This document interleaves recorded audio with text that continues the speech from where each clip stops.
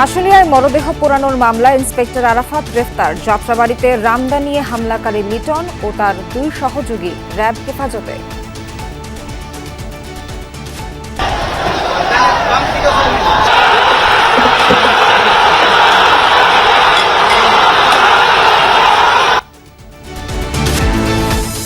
কক্সবাজারে আলাদা পাহাড় ধসের ঘটনায় মা ও দুই শিশু সহ ৬ জনের মৃত্যু। ভারী বৃষ্টিতে শহরের সড়কে জলাবদ্ধতা।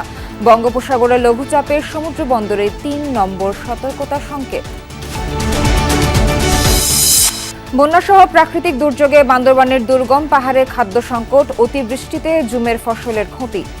ঝুঁকিপূর্ণ ব্যবস্থায় ত্রাণ পৌঁছানোই চ্যালেঞ্জ। একবার খায় বাজকুমড়া এটা চাও 2 কেজি 1 পাওয়া দিছে।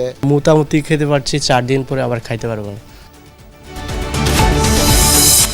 গণহত্যার দায়ে শেখ হাসিনাকে দেশে ফিরিয়ে শাস্তির দাবি বিএনপি নেতা জয়নুলের। বললেন, স্বৈরাচারের দোসররা এখনো ষড়যন্ত্রে লিপ্ত।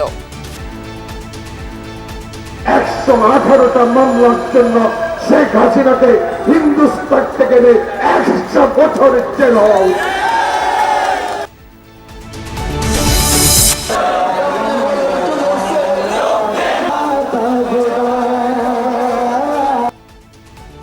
ঈদে মিলাদুন্নবী উপলক্ষে রাজধানীতে বর্ণাঢ্য জশ্নে জুলুস। মহানবীর জন্ম ও ওফাত দিবসের দুদিন আগেই মোহাম্মদপুরে বিশেষ শোভাযাত্রা। পশ্চিমবঙ্গে চিকিৎসককে ধর্ষণ ও হত্যার ঘটনায় জনসম্মুখে ক্ষমা চাইলেন মুখ্যমন্ত্রী মমতা ব্যানার্জি। আলোচনায় বসার আহ্বান উপেক্ষা আন্দোলনকারীদের।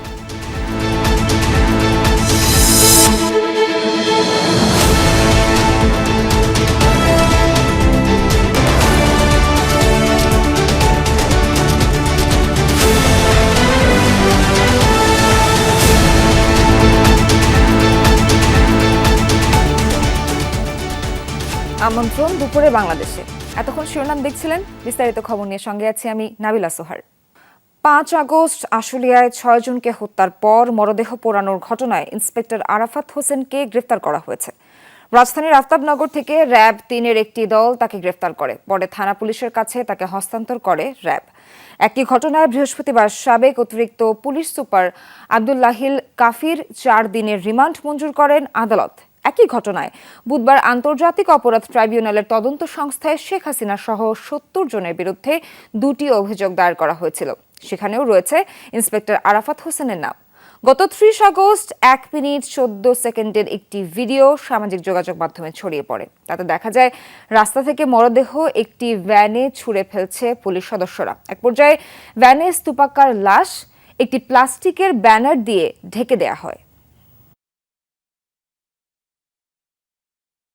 সাবেক ইন্সপেক্টর আরাফাত, যিনি ওই ক্রাইম সিনে ওই সময় উপস্থিত ছিলেন এবং তার সংযুক্ততা পাওয়া গিয়েছে এবং তাকে আমরা ধরতে সক্ষম হই। গতকাল রাতে র্যাবের একটি যৌথ দল আফতাবনগর এলাকা থেকে, ঢাকার আফতাবনগর এলাকা থেকে আজকে ভোরের দিকে তাকে আমরা ধরতে সক্ষম হই। বৈষম্য বিরোধী ছাত্র আন্দোলনের সময় ছাত্র জনতার ওপর ধারালো অস্ত্র নিয়ে হামলাকারী লিটন আকন্দ ও তার 2 সহযোগীকে যাত্রাবাড়ি থেকে গ্রেফতার করেছে র্যাব 3। সম্প্রতি সামাজিক যোগাযোগ মাধ্যমে ভাইরাল হয় লিটনের রামদা নিয়ে ছাত্রদের ওপর আক্রমণের ভিডিও। এরপরই লিটন ও তার সহযোগীদের সন্ধানে গোয়েন্দা নজরদারি বৃদ্ধি করে র্যাব। বৃহস্পতিবার মধ্যরাতে যাত্রাবাড়িতে লিটনের গোপন আস্তানা থেকে ছাত্রদের উপর আক্রমণে ব্যবহৃত 4টি রামদা, গান পাউডার ও বিপুল পরিমাণ মাদক উদ্ধার করা হয়। র্যাব জানায়, লিটন এলাকায় চিহ্নিত চাঁদাবাজ। চাঁদা না দিলে বিভিন্নভাবে চালাতো নির্যাতন। তার বিরুদ্ধে যাত্রাবাড়ি থানায় হত্যাসহ 9টি মামলা রয়েছে। গেল ছাত্র জনতা আন্দোলনের সময় লিটন তার বাহিনী নিয়ে আক্রমণ চালায়, রামদা নিয়ে কোপায় অনেককে। জেলা বিএনপি সভাপতির বাড়ি এবং দলটির কার্যালয় ভাঙচুরের 2 মামলায় ঝিনাইদহ 1 আসনের সাবেক সংসদ সদস্য নায়েব আলী জোয়ারদারের 4 দিনের রিমান্ড মঞ্জুর করেছেন আদালত। সকালে তাকে চিফ জুডিশিয়াল ম্যাজিস্ট্রেট আদালতে হাজির করা হয়। এ সময় 10 দিনের রিমান্ড আবেদন করে পুলিশ। শুনানি শেষে 4 দিনের রিমান্ড মঞ্জুর করেন বিচারক। এর আগে গতরাতে শহরের আরাবপুর এলাকায় নিজ বাসা থেকে সেনাবাহিনী ও র্যাব তাকে গ্রেফতার করে। গত 4 আগস্ট আওয়ামী লীগের একটি মিছিল থেকে বিএনপি কার্যালয় এবং দলটির জেলা কমিটির সভাপতি অ্যাডভোকেট এম এ মজিদের বাড়িতে ব্যাপক ভাঙচুর, অগ্নিসংযোগ ও লুটপাট করা হয়। এ ঘটনায় সদর থানায় 2টি মামলা হয়। কক্সবাজারে আলাদা পাহাড় ধসের ঘটনায় 6 জন প্রাণ হারিয়েছেন। এর মধ্যে মা ও 2 শিশু সন্তান রয়েছে। আর উখিয়ায় রোহিঙ্গা ক্যাম্পে প্রাণ গেছে 3 জনের। সদরের দক্ষিণ ডিক্কুল এলাকায় বাসিন্দারা জানান, ভারী বৃষ্টির মধ্যে রাতে হঠাৎ বিকট শব্দ শুনতে পান তারা। দেখেন মিজানুর রহমানের বাড়ির ওপর পাহাড়ের একাংশ ধসে পড়েছে। মাটি চাপা পড়ে ঘটনাস্থলেই মারা গেছেন মিজানুরের স্ত্রী আখিমণি ও তার 2 মেয়ে, যারা হলো 11 মাস বয়সী লতিফা এবং 5 বছর বয়সী নাইমা। পাশের ঘরে থাকায় প্রাণে বেঁচে যান মিজানুর। এদিকে উখিয়ার হাকিমপাড়া 14 নম্বর রোহিঙ্গা ক্যাম্পে পাহাড় ধসে মৃত্যু হয়েছে 3 জনের। গত 24 ঘন্টায় কক্সবাজারে 378 মিলিমিটার বৃষ্টিপাত রেকর্ড করা হয়েছে, এমনটা জানিয়েছে আবহাওয়া অধিদপ্তর, যা চলতি মৌসুমের সর্বোচ্চ। ভারী বৃষ্টিতে জেলার অনেক জায়গায় জলাবদ্ধতা দেখা দিয়েছে। আমি ঘুমোতেছিলাম আর বাসার মধ্যে এখন দেখি যে আবাস হইয়ে আবাস হওয়ার পরে যায় দূরে রুটি সাইড দিয়ে সেটি তারা পার করে দিবে। মিজানের ওয়াইফ এবং ওর 2টা বাচ্চা নিয়ে ওরা মাটির নিচে চাপা পড়েছিল। মিজান একটু ডান পাশে করেছিল, সেজন্য ওর অর্ধেক শরীর মাটির নিচে ছিল, তাই ওনাকে জীবিত উদ্ধার করা হয়েছে। বেশি দেন আর কাজ নলে তোমার দাঁড়ি কাজ তো বাদি লাইতে বাদি গুঞ্জাইয়ে দেড় ভাড়াই মেরি তল গিয়ে বাপ। উত্তর পূর্ব বঙ্গোপসাগরে সৃষ্টি হওয়া লঘুচাপের ফলে দেশ জুড়ে ঝড় বৃষ্টি হতে পারে, এ পূর্বাভাস দিয়েছে আবহাওয়া অধিদপ্তর। আবহাওয়া অফিস জানায়, লঘুচাপের প্রভাবে সমুদ্র বন্দরের ওপর দিয়ে ঝড়ো হাওয়া বয়ে যেতে পারে। ফলে চট্টগ্রাম, কক্সবাজার, মোংলা ও পায়রা সমুদ্র বন্দরকে 3 নম্বর স্থানীয় সতর্ক সংকেত দেখাতে বলা হয়েছে। নদী বন্দরগুলো নেওয়া হয়েছে 1 নম্বর সতর্ক সংকেত। উত্তর বঙ্গোপসাগর অবস্থানরত মাছ ধরার নৌকা ও ট্রলারসমূহকে পরবর্তী নির্দেশ না দেওয়া পর্যন্ত উপকূলের কাছাকাছি থেকে সাবধানে চলাচল করতে বলা হয়েছে। আবহাওয়া অধিদপ্তর জানায়, সাগরের লঘুচাপটি আজ রাতে নিম্নচাপে রূপ নিতে পারে। এতে আগামীকাল দেশের বিভিন্ন স্থানে বৃষ্টি বাড়তে পারে, ফলে তাপমাত্রা খানিকটা কমতে পারে।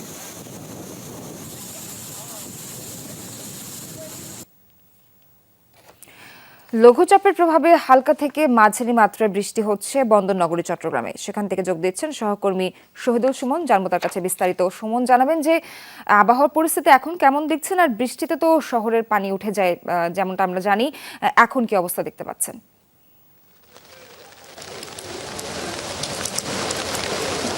সোহার, সকাল থেকে গুড়ি গুড়ি বৃষ্টি হলো, দুপুর 12টার পর থেকে কিন্তু ভারী বৃষ্টিপাত শুরু হয়েছে এবং সেটি এখনো পর্যন্ত অব্যাহত রয়েছে।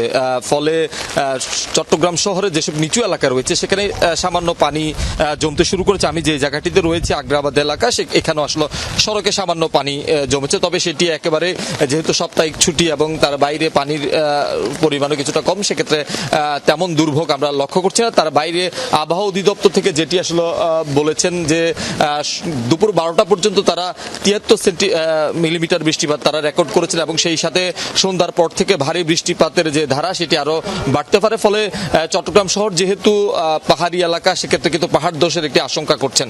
আমরা জেলা প্রশাসনের সাথে কথা বলেছিলাম, তারা আসলে বলছে যে বিষয়টি তারা মনিটরিং করছেন। সেই সাথে যেসব পাহাড়ে ঝুঁকিপূর্ণভাবে বসবাস করছেন তাদের সরে যাওয়ার ব্যাপারেও আসলে তারা নির্দেশনা দিয়েছেন এবং সব মিলিয়ে তাদের যে পরিস্থিতি নিয়ন্ত্রণে তাদের যে প্রস্তুতি সেটি তারা নিয়ে রেখেছেন।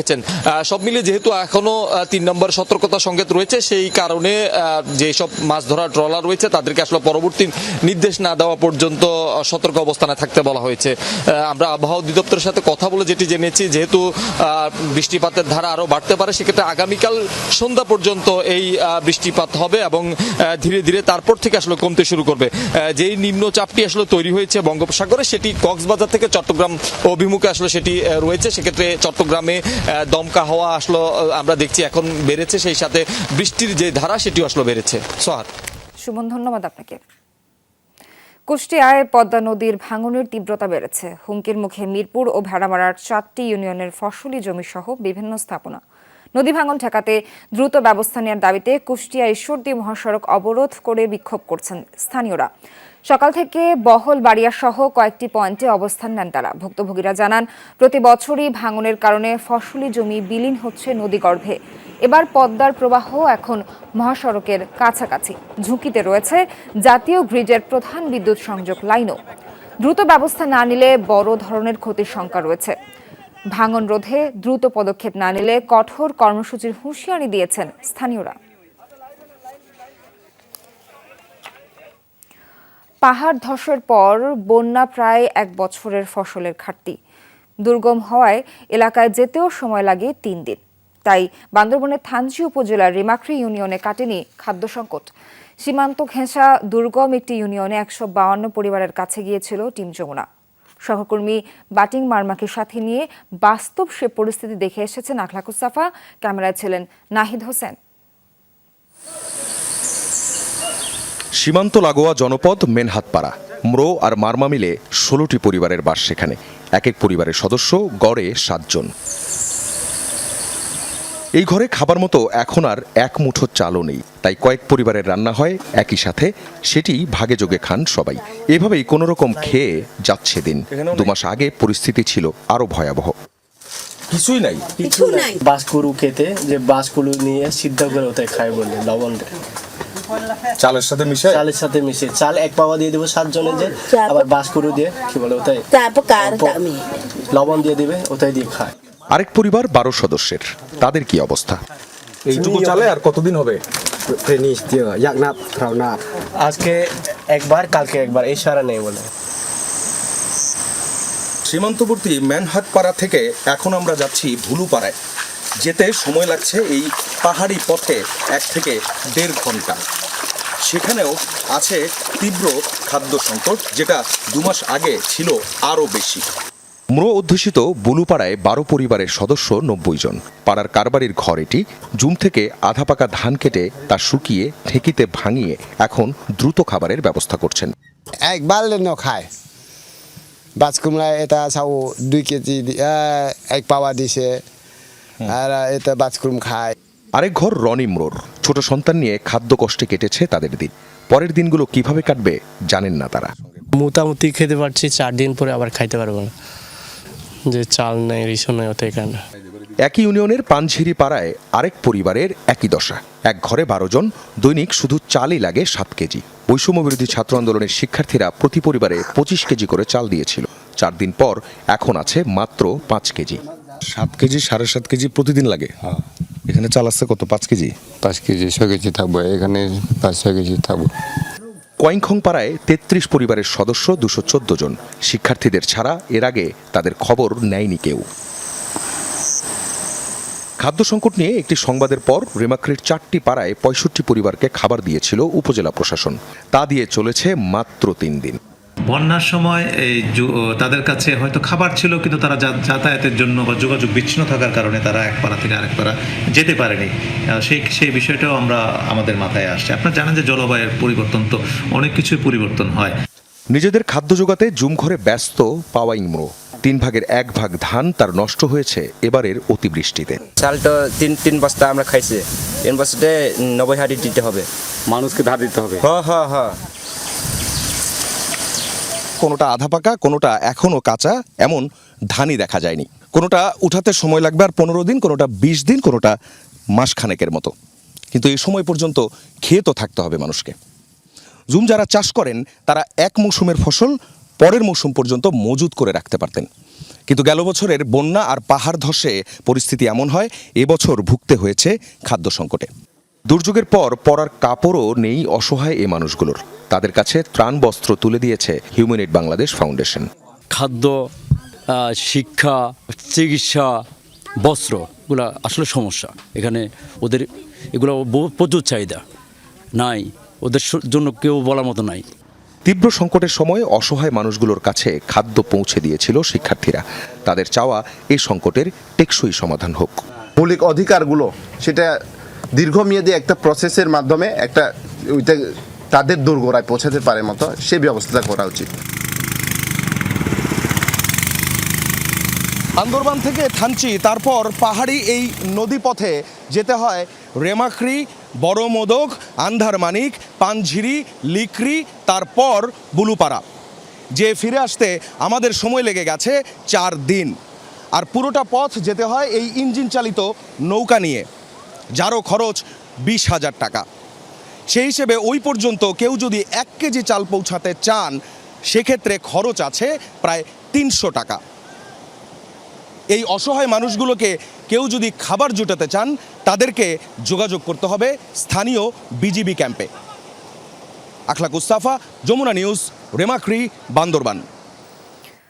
গণহত্যার দায়ে শেখ হাসিনাকে দেশে ফিরিয়ে এনে শাস্তি নিশ্চিত করার দাবি জানিয়েছেন বিএনপি চেয়ারপারসনের উপদেষ্টা জয়নুল আবদিন ফারুক। সকালে জাতীয় প্রেস ক্লাবের সামনে খালেদা জিয়া ও তারেক রহমানের নামে মিথ্যা মামলা প্রত্যাহারের দাবিতে আয়োজিত অবস্থান কর্মসূচিতে তিনি এই দাবি জানান। বলেন, শেখ হাসিনার দোসররা এখনো পালিয়ে থেকে দেশের বিরুদ্ধে ষড়যন্ত্র করছে, তাদেরকে গ্রেফতার করতে হবে। জয়নুল আবদিন বলেন, শেখ হাসিনা বাংলাদেশকে ভারতের অঙ্গরাজ্য বানানোর চেষ্টায় নিয়োজিত ছিল। এই কাজ করতে গিয়ে সে চুরি করেছে, মানুষ খুন করেছে, দেশের গণতন্ত্র হত্যা করেছে। এ সময় তারেক রহমান ও খালেদা জিয়ার নামে থাকা মিথ্যা মামলা প্রত্যাহারের দাবি জানান জয়নুল আবদিন। খালেদা জিয়া যদি 1 কোটি টাকার জন্য 5 বছর জেল কাটতে পারে, 118টা মামলার জন্য শেখ হাসিনাকে হিন্দুস্তান থেকে 100 বছরের জেল হওয়া উচিত। শনিবার 3 দিনের সফরে ঢাকা আসছে উচ্চ পর্যায়ের মার্কিন প্রতিনিধি দল। সম্পর্ক জোরদারে গুরুত্ব পাবে দ্বিপাক্ষিক অর্থনৈতিক সহযোগিতা। দলটির নেতৃত্বে থাকবেন মার্কিন অর্থ দফতরের সহকারী আন্ডার সেক্রেটারি ব্রেন্ট নেইম্যান। এছাড়া প্রতিনিধি দলে রয়েছেন মার্কিন পররাষ্ট্র দফতরের দক্ষিণ ও মধ্য এশিয়া বিষয়ক অ্যাসিস্ট্যান্ট সেক্রেটারি ডোনাল্ড লু এবং ইউএসএইডের এশিয়া বিষয়ক উপসহকারী প্রশাসক অঞ্জলি কৌর সহ আরও কয়েকজন। সফরে অন্তর্বর্তী সরকারের প্রধান উপদেষ্টার সাথে বৈঠক করবে প্রতিনিধি দল। অন্যান্য কয়েকজন উপদেষ্টার সাথেও সাক্ষাৎ করবেন তারা। আলোচনায় গুরুত্ব পাবে ছাত্র জনতার অভ্যুত্থানের রাজনৈতিক পট পরিবর্তনের পর বাংলাদেশের সাথে সম্পর্ক জোরদার। তাছাড়া বাংলাদেশের বর্তমান সংকট উত্তরণের চাহিদাগুলো জানতে চাইবে ওয়াশিংটন। তবে ডোনাল্ড লু ঢাকা আসছেন দিল্লি হয়ে। সেখানে ওয়াশিংটন দিল্লি প্রতিরক্ষা বিষয়ক ইন্টারন্যাশনাল সংলাপে যৌথভাবে সভাপতিত্ব করবেন তিনি। এই বৈঠকে যুক্তরাষ্ট্র ও ভারতের দ্বিপক্ষীয় ইস্যুর পাশাপাশি আলোচনায় গুরুত্ব পাবে বাংলাদেশ প্রসঙ্গ। ঈদে মিলাদুন্নবী উপলক্ষে রাজধানী মোহাম্মদপুরে বের হয় বর্ণাঢ্য জশ্নে জুলুস। মোহাম্মদপুরের কাদেরিয়া তৈয়বিয়া আলিয়া মাদ্রাসা থেকে বিশেষ এ শোভাযাত্রা বের হয়। রং বেরঙের ব্যানার পোস্টার নিয়ে জুলুসে যোগ দেন হাজার হাজার মানুষ। মহানবীর জন্মদিন ও ওফাত দিবস ঘিরে ছিল এই আয়োজন। প্রতি বছরের মতো এবারও মিলাদুন্নবীর 2 দিন আগে এই জুলুসের আয়োজন করে আঞ্জুমানে রহমানিয়া আহমদিয়া সুন্নিয়া ট্রাস্ট। সকাল থেকেই হাজারো মানুষের সমাগম ঘটে মোহাম্মদপুরের কাদেরিয়া তৈয়বিয়া আলিয়া মাদ্রাসার সামনে। এখান থেকেই আল্লামা সৈয়দ মুহাম্মদ সাবির শাহের নেতৃত্বে শুরু হয় জশ্নে জুলুস। গায়ে সুগন্ধি আতর মেখে কেউ পায়ে হেঁটে, আবার কেউ বাহারি যানবাহনে চড়ে ব্যানার পোস্টার হাতে যোগ দেন জশ্নে জুলুসের শোভাযাত্রায়। প্রদক্ষিণ করেন রাজধানীর বেশ কয়েকটি সড়ক। বিরামহীন পথ চলায় যেন ক্লান্তি নেই কারো। এই নবী যদি না হইতে দুনিয়াতে কোনো কিছু সৃষ্টি করতেন না, যার কারণে এই খুশিতে আমরা আনন্দিত এবং ঈদে মিলাদুন্নবী বানাই। ঈদের থেকে বড় ঈদে মিলাদুন্নবীর জুলুস। আজকে নবীর জন্মদিন, নবী না আসলে এই কিছু হইতো না, আমরা কিছুই পাইতাম না। যেই নবীর মাধ্যমে যে ধর্ম পেয়েছি, রোজা পেয়েছি, সবকিছু পেয়েছি, তো সেই নবীর আগমনকে অবশ্যই আমরা খুশি। মহানবীর আগমনের এই দিনকে ঘিরে ঐক্যবদ্ধ হবে পুরো মুসলিম বিশ্ব, ছড়িয়ে পড়বে শান্তির বার্তা, এমন প্রত্যাশা শোভাযাত্রায় অংশ নেয়া মুসল্লিদের।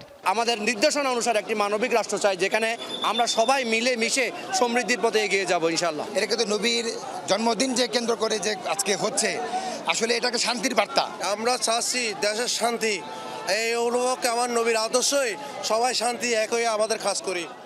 1974 সাল থেকে ঈদে মিলাদুন্নবীর 2 দিন আগে আঞ্জুমানে রহমানিয়া আহমদিয়া সুন্নিয়া ট্রাস্টের আয়োজনে প্রতি বছর পালিত হয়ে আসছে এই জশ্নে জুলুসে।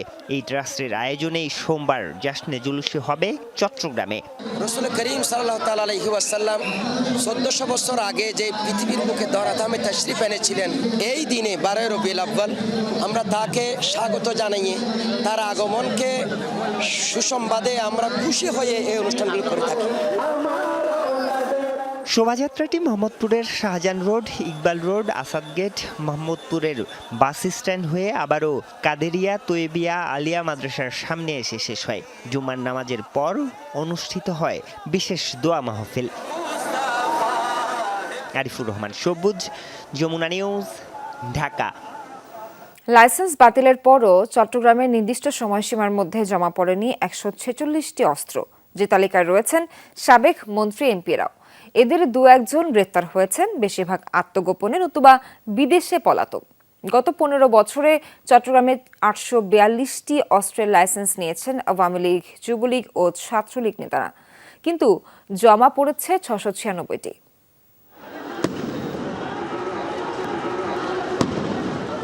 কোটা সংস্কার আন্দোলনের সময় ছাত্র জনতাকে লক্ষ্য করে প্রকাশ্যে গুলি করতে দেখা গেছে চট্টগ্রাম মহানগর যুবলীগ নেতা শহীদুল ইসলাম শামীমকে, কিন্তু 3 সেপ্টেম্বর নির্ধারিত সময়সীমার মধ্যে থানা বা জেলা প্রশাসনে জমা পড়েনি এই শটগানটি।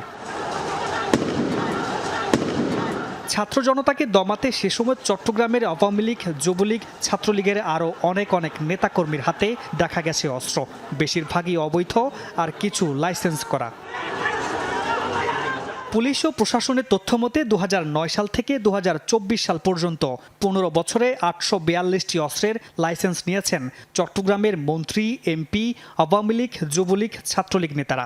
গত 25 আগস্ট স্বরাষ্ট্র মন্ত্রণালয় এসব আগ্নেয়াস্ত্রের লাইসেন্স স্থগিত করে 3 সেপ্টেম্বরের মধ্যে গোলাবারুদ সহ জমা দিতে বললেও জেলা এবং মহানগর মিলিয়ে জমা পড়েছে 696টি, হদিস নেই বাকি 146টির। অস্ত্র জমা না দেয়া সাবেক মন্ত্রী, এমপিদের 2-1 গ্রেফতার হয়েছেন, বেশিরভাগ আত্মগোপনে। এই জিনিসগুলো আমাদের জন্য বিপজ্জনক হয়ে বসে আছে। এগুলো যতই দ্রুত এগুলো রিকভার করা যাবে বা তুলে নেওয়া যাবে ততই মঙ্গল। যদি এখন না নিয়ে নেওয়া যায় তাহলে তো সেগুলো খারাপ হাতে পড়ার ভয় আছে। শুধু মন্ত্রী, এমপিই নয়, আওয়ামী লীগ ও অঙ্গ সংগঠনের অনেক পাতি নেতার অস্ত্রের লাইসেন্স প্রাপ্তি নিয়েও রয়েছে প্রশ্ন। এদের অনেকে পুলিশের তালিকাভুক্ত অপরাধী এবং একাধিক মামলার আসামি। এটা একটা উদ্বেগের বিষয়। আমার মনে হয় এরকম অবৈধ যত অস্ত্র আছে সবগুলো সরকারের এই যে এখন বিশেষ অভিযান চালিয়ে উদ্ধার করা উচিত। না, আমাদের নিরাপত্তার স্বার্থে এই অস্ত্রগুলোকে উদ্ধার করাটা এখন খুবই জরুরি হয়ে পড়ছে। নাহলে আসলে এগুলো দিয়ে তারা আরও অনেক নাশকতা করার সম্ভাবনা রয়ে যায়। অবৈধ এসব অস্ত্র উদ্ধারের সাঁড়াশি অভিযান চলবে বলছে সিএমপি। টাইমিং ছিল, সেই টাইমিংয়ের পরে কিন্তু এই বৈধ অস্ত্র কিন্তু আর বৈধ নাই। অবৈধ অস্ত্র হিসেবে ট্রিট করে যেহেতু সরকারের নির্দিষ্ট সময় সীমা পার হয়ে গেছে, এটা অবৈধ অস্ত্র এবং তাদেরকে আমরা আইনানুগ ব্যবস্থার মধ্যে নিয়ে আসবো, সেটার উপর কাজ চলতেছে। মামুন রশিদ অভি, যমুনা নিউজ, চট্টগ্রাম। জামালপুর মানে মির্জা আজমের রাজত্ব। আওয়ামী লীগের প্রভাবশালী এই নেতা আরও বেপরোয়া হয়ে ওঠেন এমপি হওয়ার পর। পৌরসভার ডাম্পিং স্টেশন বন্ধ করে 4.5 একর জমিতে গড়ে তোলেন ভিআইপি বিনোদন ক্লাব। আজম রাজ্যের সেনাপতি সাবেক পৌর মেয়র সানোয়ার হোসেন সানু নেতাকে খুশি করতে পৌরসভার কোটি কোটি টাকা খরচ করেন ক্লাবের অবকাঠামো নির্মাণে, অথচ এই ক্লাবের কারণে বন্ধ 6 গ্রামের প্রায় 20,000 মানুষের চলাচল। সাগর ফরাজের অনুসন্ধানী প্রতিবেদনের প্রথমটি আছে। জামালপুর শহরের পলাশগড় এলাকায় 4.5 একর জমির উপর ছিল পৌরসভার একমাত্র ভাগার বা ডাম্পিং স্টেশন। 2021 সালে প্রকল্পটি বন্ধ করে ওই জমি নামমাত্র মূল্যে 20 বছরের জন্য ইজারা দেওয়া হয় বেসরকারি রিক্রিয়েশন ক্লাবকে। আজকে আমাদের সেই ক্লাবের আজকের এই সফট ওপেনিং আমরা যাত্রা শুরু করলাম। আওয়ামী লীগের সাংগঠনিক সম্পাদক ও স্থানীয় এমপি মির্জা আজম এই রিক্রিয়েশন ক্লাবের প্রতিষ্ঠাতা ও সভাপতি। অভিযোগ আছে তার নির্দেশে জমি বরাদ্দ দেন পৌরসভার সাবেক মেয়র ও ক্লাবটির কোষাধ্যক্ষ মোহাম্মদ সানোয়ার হোসেন সানু। মির্জা আজমের স্বজন ও ডানহাত হিসেবে পরিচিত সানু এমপিকে খুশি করতে পৌরসভার প্রকল্পের টাকায় ক্লাবের অবকাঠামো নির্মাণ করে দেন। দেওয়ানগঞ্জ বাইপাস পর্যন্ত একটি কানেক্টিং রাস্তা ছিল, সেই রাস্তাটি উন্নয়ন করবে এবং ল্যান্ডফিল স্টেশনটিকে বাউন্ডারি ওয়াল করার লক্ষ্যে আমরা একটা টেন্ডার আহ্বান করি। সেটার পরিমাণ ছিল 2,90,00,000 টাকা কন্ট্রাক্ট অ্যামাউন্ট। 10 তলা ভবনের কাজ শেষ না হওয়া পর্যন্ত বিনোদনের জন্য টিন শেড অংশ গড়ে তোলা হয়।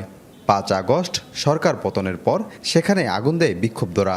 স্থানীয়দের অভিযোগ 2023 সালে উদ্বোধনের পর থেকে এখানে চলত মদের আড্ডা, জুয়াসহ নানা অসামাজিক কার্যকলাপ। জমি দখল হয়েছে অনেকের, দেয়াল তুলে বন্ধ করা হয়েছে 6টি গ্রামের 20,000 মানুষের চলাচলের রাস্তা। রামনগর, বামুনপাড়ার অনেক লোকজন এই রাস্তায় চলাচল করতো। এই রাস্তাটা পৌরসভার একোয়ারকৃত রাস্তা ছিল এবং কি এখন যেটা ক্লাব করেছে সেটা পৌরসভার ডাম্পিং ছিল। দুনিয়ার পোলাপানি এখানে আড্ডা, আমাদের আসা যাওয়ার রাস্তা বন্ধ। এখানে আমরা অনেক দুঃখে আছি, মানে আমরা বলার বাহিরে যে আমরা কর্ম করে খাই, এখন আমরা ঘুরে ঘুরে যাই কর্ম করে খাই। প্রতিবাদ করার পর জামালপুরের যে পৌরসভা মেয়র সানুর হোসেন সানু, সে আমাকে লোকজন নিয়ে আমাকে মারছে। আবাদের জমিন ছিল, এই জমিনটা মনে করেন আঙ্গরে ব্যবসা করে জমিনটা ছিল। এটা মনে করেন আমরা 20-40 বছর মামলা পাইছি। সেই জমিন সরকারে কেমনে কি করছে সরকার জানে আর আল্লাহ জানে। যাই হোক, এই জমিন পৌরসভার আওতায় গেল। তাহলে পৌরসভার আওতায় গেলে পৌরসভার রাস্তা বদ্ধ করে দিয়ে তারা ওনারা মদের ভান্ডারে কারখানা দিল। এটা মদের বার তৈরি করছে আর জুয়া খেলা, এটা আমরা এলাকাবাসী আমরা এটা করবার দেব না।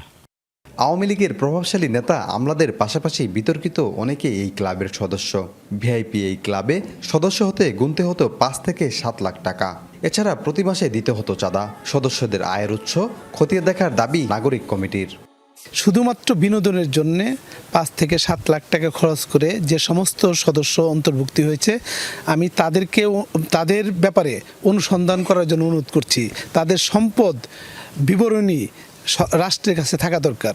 ছাত্র জনতার অভ্যুত্থানের পর থেকে আত্মগোপনে সভাপতি মির্জা আজম, সেক্রেটারি ফারুক আহমেদ চৌধুরী, বাকিবিল্লাহ ও সানোর হোসেন সানোসহ কার্যনির্বাহী কমিটির সবাই।